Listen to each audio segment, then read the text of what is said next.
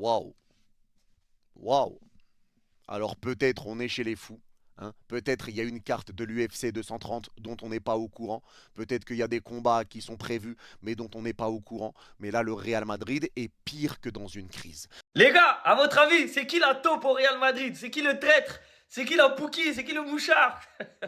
Au-delà de la bagarre, qu'il y ait une commotion, c'est que t'as Chouameni qui a contacté Aquababe. J'aurais jamais pensé parler d'Aquababe sur ma chaîne. C'est un joueur qui a raconté la bagarre Valverde-Chouameni à la presse. Le Real Madrid pense qu'il y a des traites à l'intérieur du vestiaire qui veulent nuire au club. Ça veut dire, ah, Nabila, elle était là-bas ce soir. Ah, Julien Tanti, il a fait ça, c'est pas vrai, c'est pas comme ça que ça s'est passé, c'est ça qui s'est passé. Donc là, on parle d'Aquababe. Ok. Chouameni a contacté Aquababe pour lui dire il n'y a pas eu de bagarre. Le Aquababe lui faisait des vocaux et Chouameni répondait ouais, sois discret, je peux pas te dire, mais ce que je peux te dire, c'est qu'il n'y a pas eu de bagarre. Donc Aquababe a sorti l'info il n'y a pas eu de bagarre. Et apparemment, à ce qui paraît, le vestiaire du Real Madrid est persuadé que c'est Vinicius la taupe. C'est Mundo Deportivo qui sort cet article, c'est pas moi. Le Brésilien balancerait tout ce qui se passe dans le vestiaire Arbeloa lorsqu'il n'est pas là. Donc en fait, je crois qu'il y a deux balances au Real dans le vestiaire. Il y en a deux. Il y a la balance qui dit tout à Arbeloa et il y a la balance qui dit tout à la presse. Et forcément, il y avait des infos qui sortaient de bagarre, de bagarre, de bagarre. Donc Aquababe, qui se faisait descendre sur Twitter et se faisait éteindre, qu'est-ce qu'il a fait? Il a sorti les screens de la conversation. Ce qui fait que le Real Madrid cherchait une top. Et là, Aquababe a éteint Chouameni.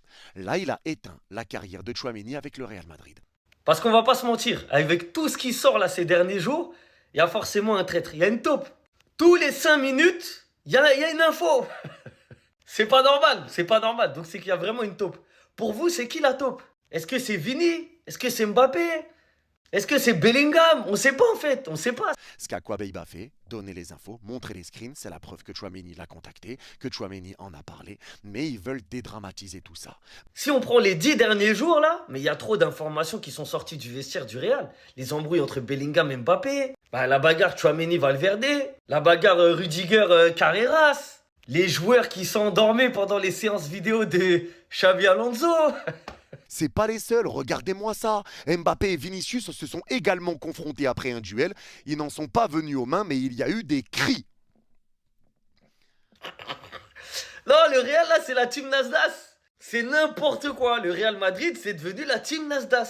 Mais en plus, dans tout ça, le pire du pire, du pire, du pire, du pire, du pire, c'est le message qui a été mis par Fede Valverde parce qu'il a pris la parole. Federico Valverde sort du silence après son altercation. Extrait, parce que le texte est long, je ne vais pas tout lire. Quelqu'un s'est empressé de raconter l'histoire, ajouté à une saison sans titre où le Real Madrid est toujours au centre de l'intention et tout est amplifié. J'ai accidentellement heurté une table. Pause. J'ai accidentellement heurté une table. Et tu penses qu'on va te croire. Là, il est 16h. À 17h, il y aura déjà encore 2-3 nouvelles infos. Limite, là, va falloir qu'on fasse des vidéos toutes les 10 minutes. Non, c'est trop. La fin de saison, là, côté Real, elle va être longue. Hein. Elle va être très longue. Le mercato, il va être long. Wouh.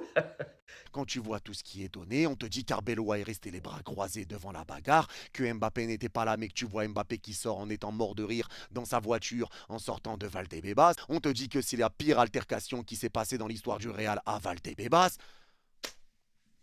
Moi, je me désolidarise. Je me désolidarise de ce qui se passe au Real Madrid. Ah vraiment, je suis très heureux que ça ne se passe pas dans mon club. Les gars, la sanction, elle est tombée pour Chouameni et Valverde. Les deux joueurs vont devoir payer une amende de 500 000 euros. Pas Chisakana. Ah 500 000. Pas. Là, c'est pas un billet violet. C'est un billet violet fois 1000. J'ai accidentellement heurté une table. Et tu penses qu'on va te croire. Mais j'ai une question. Pourquoi ils doivent payer? Pourquoi ils sont sanctionnés?